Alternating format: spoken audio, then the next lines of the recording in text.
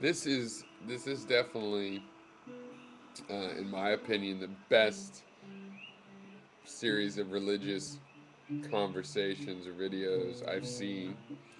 So much of the atheism that's popular is just, if it's intellectual, it's arrogant, and if it's lowbrow, it's arrogant. I mean, this is just a very human and yet incredibly deep, fundamentally sound investigation into religiousness, and it's severe, but it's not blunt.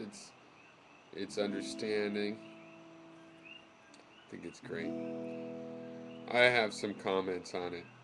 I think my way of wording some of these things are, if you have an omnipotent God, then God is basically just like a computer that runs the programs of the world. It's just the laws of physics, which leads to a Spinozan God, a God that is these laws of physics and the fact that we share them. Which, why worship that? I don't know. I mean, it's worthy of a great deal of respect and study, an infinite amount of study. But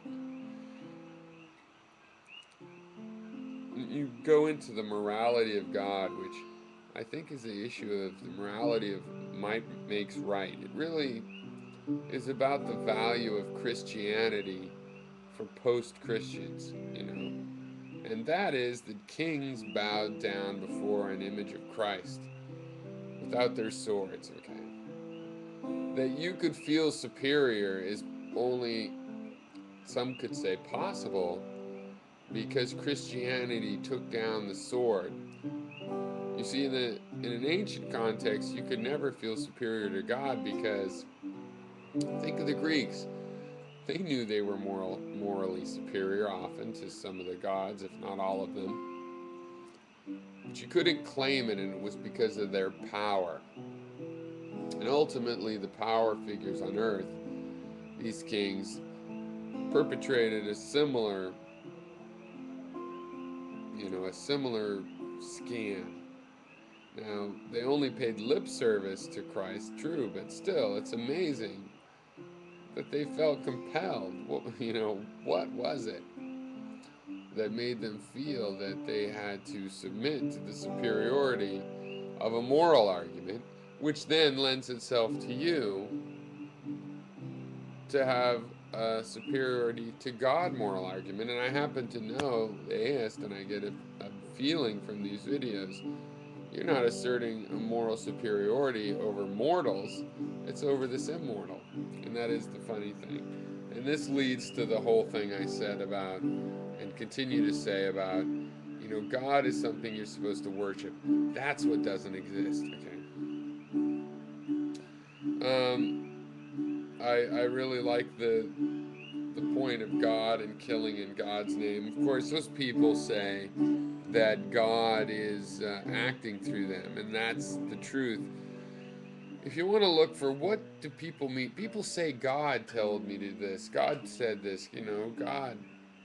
Well, what do they really mean? You have to look for a functional equivalent. What other thing can you put in that place? Now, there's a lot of candidates that won't be revealing in the end. But I have noticed, and I don't think it's just coincidental, that if you put the word I in place of God, God says that homosexuality is wrong. It's like, I say homosexuality is wrong. That's what that really means. But there's more to it than that. I believe that, human beings link together in these social networks, and there are collective minds. If you all pretend to be a part of Tinkerbell, and when you get together, you pretend to be a bigger part of Tinkerbell, and you induce co hallucination in the process of visualization of this Tinkerbell, then Tinkerbell is real in the sense that it is a real shared hallucination in the mass mind, and that's basically what God is. And that's why it's I, but it's really the the Christian I, the software I have in my head that's a part, it network connects.